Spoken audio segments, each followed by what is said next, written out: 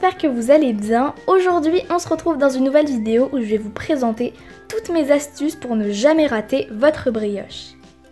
Ma recette de brioche est déjà disponible sur ma chaîne et elle vous a énormément plu. J'ai reçu des tas de commentaires qui me posaient des questions sur la recette, donc je vais y répondre dans cette vidéo. Je vais également du coup vous donner toutes mes astuces et mes conseils pour être sûr de réussir la brioche. On m'a posé beaucoup de questions sur la levure, donc on peut utiliser soit de la levure fraîche de boulanger ou encore de la levure sèche de boulanger. Si vous utilisez de la levure sèche de boulanger, vous devrez prendre la moitié du poids de la levure fraîche. Donc c'est-à-dire que par exemple, si on a besoin pour une recette de 20 g de levure fraîche, on va prendre 10 g de levure sèche. Il ne restera plus qu'à la dissoudre dans du lait tiède. Au moment de verser les ingrédients dans le bol du robot, donc on va commencer par la farine. Je vous conseille fortement d'utiliser de la T45, mais vous pouvez très bien utiliser de la T55 ou encore de la T65. Dans un coin, on va mettre le sel et dans un autre coin, on va mettre le sucre. Cette étape est très importante parce qu'après, on va creuser un puits et on va recouvrir de farine le sel et le sucre. On va ensuite y verser les œufs et le mélange les levures. Le sel, le sucre et le mélange les levures ne doivent pas être en contact direct parce que sinon le mélange les levures va perdre son effet et ne va pas faire gonfler la brioche. Une fois que tous les ingrédients seront dans le bol du robot, on va pouvoir pétrir le tout à grande vitesse pendant au moins 10 minutes avec l'outil crochet du robot. On m'avait également beaucoup demandé si on pouvait pétrir la pâte à la main, donc oui, on le peut, mais ça va être un petit peu plus long et compliqué.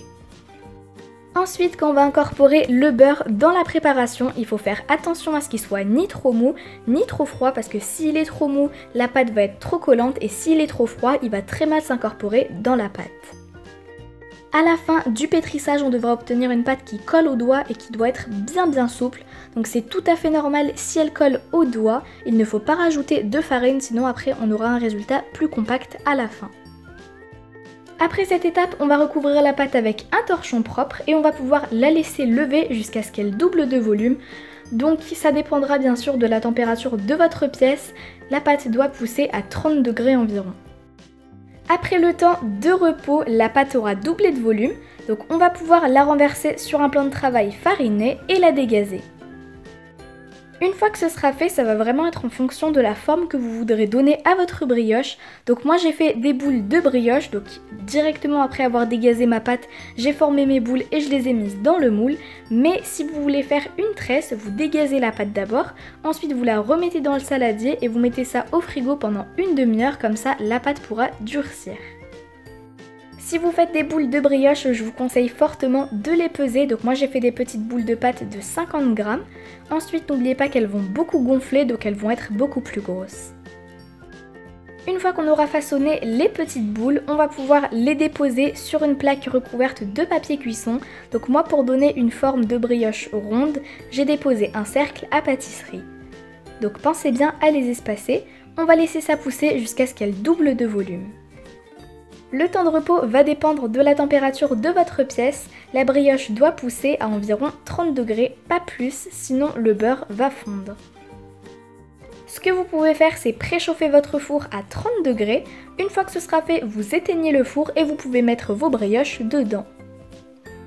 Laissez pousser le tout pendant 1 à 2 heures. Comme vous pouvez le voir, la brioche a bien doublé de volume, donc c'était une étape super importante pour obtenir une brioche bien filante, moelleuse et légère. On va maintenant pouvoir badigeonner la brioche avec un mélange d'œufs entiers, de lait et d'un petit peu de sel.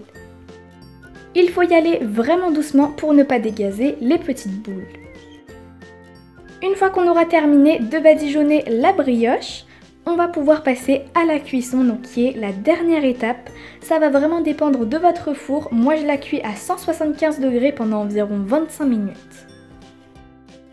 À la sortie du four, laissez-la bien refroidir avant de la saupoudrer d'un petit peu de sucre glace.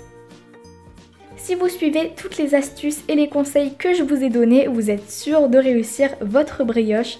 Donc comme vous pouvez le voir, elle est super moelleuse et vraiment super filante. Je vais déchirer une petite boule pour vous montrer l'intérieur. Elle est vraiment magnifique. La vidéo est terminée, j'espère vraiment qu'elle vous aura plu. Si c'est le cas, n'hésitez pas à lâcher un pouce bleu et à vous abonner si ce n'est pas encore fait. Sur ce, je vous dis ciao ciao!